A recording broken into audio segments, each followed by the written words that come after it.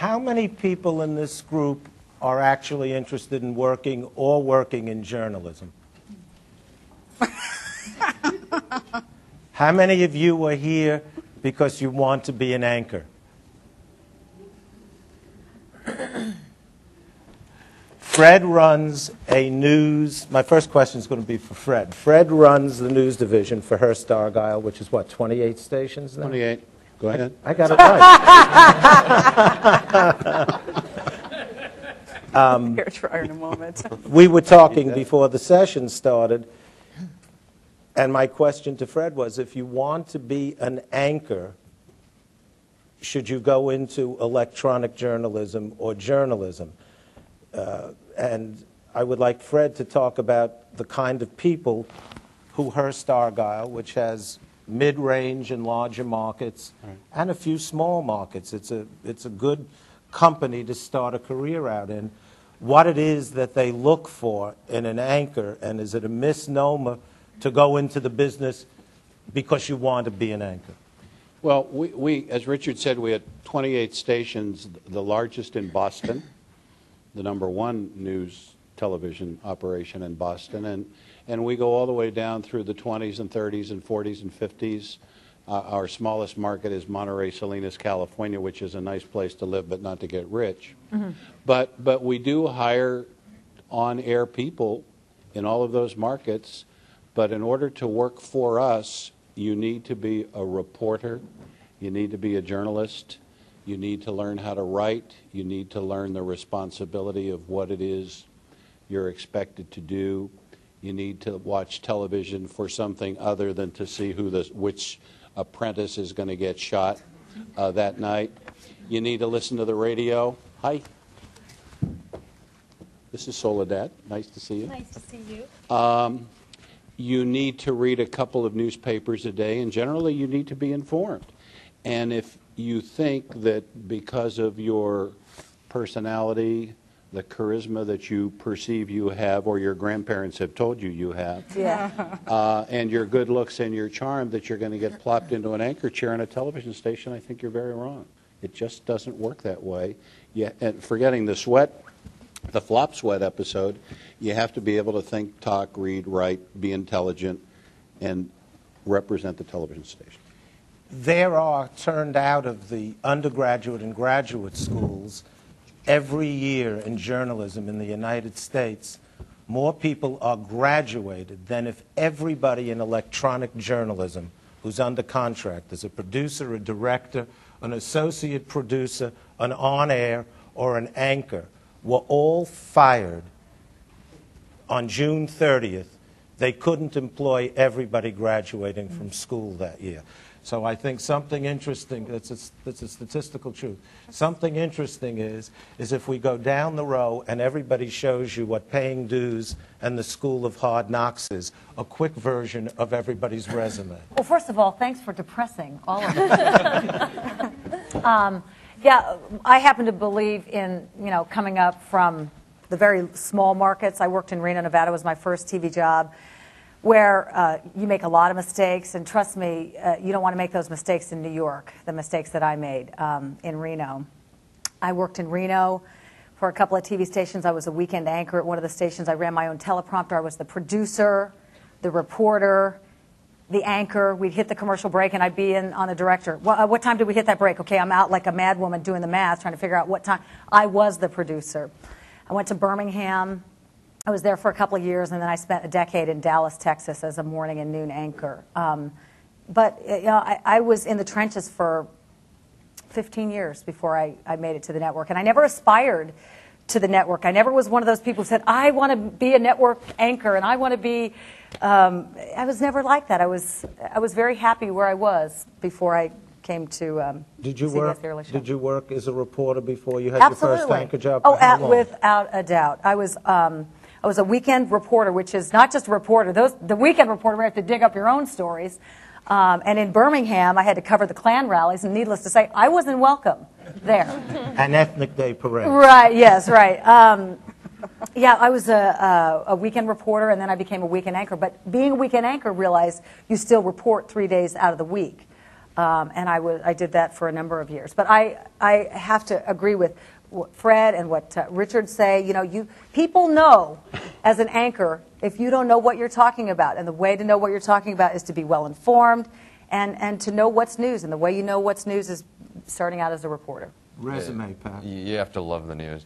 I grew up in Canada and started my career there in radio, which is a tough business, and I think increasingly there are fewer opportunities to make a move from radio to television. But it was a great opportunity for me because you take away all of the production elements of television and really focus on delivery and content in radio. And it was a good way to start. I did that for a couple of years, managed to get into an operation that was AM, FM, and television all under the same roof, and sort of slid my way over to the television side in Edmonton, Alberta from there, and did that for many years, reporting, anchoring, assignment editor, newsroom manager, similar to the experience that Renee had where you just had to do it all, and especially if you were doing an 11 o'clock newscast on a Saturday night, you were the newsroom at that point. And you made all the editorial decisions and brought it together to put it on TV. Came to New York 8 years ago now, and over that time have had various jobs within Time Warner, now at New York One and at CNN. How long did it take you to become an anchor in New York?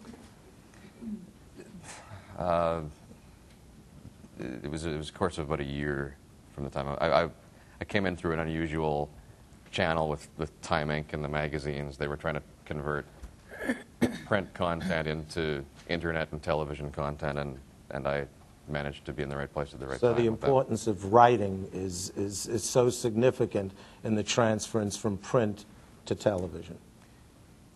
Yeah, as I said, if you don't have an interest in journalism, that's going to show up at some point. Absolutely. Jane. My first job was in Sioux Falls, South Dakota, where I just, like you guys, did everything.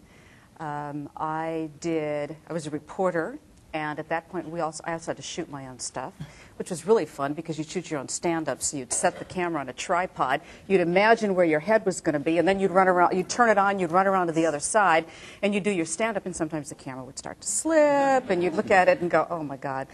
But I did a noon newscast there, and I produced the 6 o'clock newscast 3 nights a week, and I anchored on the weekends, and I also did a talk show. And I was the only woman they had in their newsroom, so I kind of did everything because I had to be represented by that. And then I went from there to Cedar Rapids, Iowa, and from where I anchored the evening news, and from there I came to New York. I got lucky because I came to New York at a very young age. I've worked for WNBC for 24 years. And I'm only 16, so I don't know how that happened. But when I got here, I was hired as a reporter, and I also anchored the evening news, and on the weekends. And I remember when I did that, I literally didn't have a day off because inevitably the story I was covering during the week would extend into the weekends and into Monday and Tuesdays, which was my days off, and I would work. I remember at the end of a couple of years, I had so many days off coming to me, they told me I couldn't work for a month because you literally just, that's what it is, and that's how hard you work. But I love it. I've enjoyed everything I've ever done. So Soledad. I've never worked in a small market. I started in Boston at a TV station right outside where I was going to university. But I did the smallest job ever. My first job was literally, as an intern, removing staples from the bulletin board when people have ripped things down, but the staples remain. I literally took the staple remover and pulled those out of the bulletin board. Then I became a PA, and because I'd been pre-med, I worked with a medical correspondent, and I was her coffee fetcher, and I opened her mail and answered her phone, essentially. Then after doing that, I became a regular PA for the newsroom, became a writer trainee, and then an associate producer, became a line producer, and I was terrible, and the only instruction I ever got when I was a line producer was, don't go to black. So I knew that was a bad thing, to go to black. Wasn't sure how to avoid it, but I knew it would be a bad thing for my career and just generally if the show went to black somewhere in the middle when it wasn't supposed to. I became a segment producer, and that was something I really loved doing and sort of found my niche there. And when NBC Network was looking for a field producer for the medical correspondent, partly because of my science background, I was tapped to be his field producer. So I went to NBC News as a producer and was there for a couple of years, then went out to San Francisco to start reporting. really love reporting, but I wanted to expand my resume a little bit, and they had a very deep bench of female anchors, and so they made it clear that I wouldn't move forward. So I went to MSNBC was starting at the time. They were looking for a female anchor to do a technology show. Again, my background in science and medicine was helpful, so I started anchoring, which I'd never done at at MSNBC out in San Francisco. They canceled the show about less than 18 months later, and so I was brought back to New York, and I started working out of New York as an anchor on MSNBC Network. And then when the Weekend Today job opened up, I was put in that position, and then left Weekend Today about 7 months ago to start at CNN. Soledad makes an interesting point about getting to San Francisco. 8, 9, 10, 12? About what market? I think San Francisco at the time, it's either 5 or 6, maybe. Big market, very big market. In the earlier years of television, and before the sophistication and before stations realized that the greatest profit margins in a station were actually the news department, you could get a lot of one-man bands, and in small cities get the opportunity to do everything. As more and more television stations have put more and more hours on the air, then there are more jobs, significantly more jobs, that are not anchor-oriented than those which are oriented. So as the industry has matured and gone to 3 and 4 and 5 hours of news a day, the only place that's really opened up more for anchoring on a proportionate level of employees is cable news and all news 24 hours, which had provided more jobs. And so the degree of difficulty, if anchoring is what you're set on, is tremendous. There's a famous disease in this business. It's called anchoritis.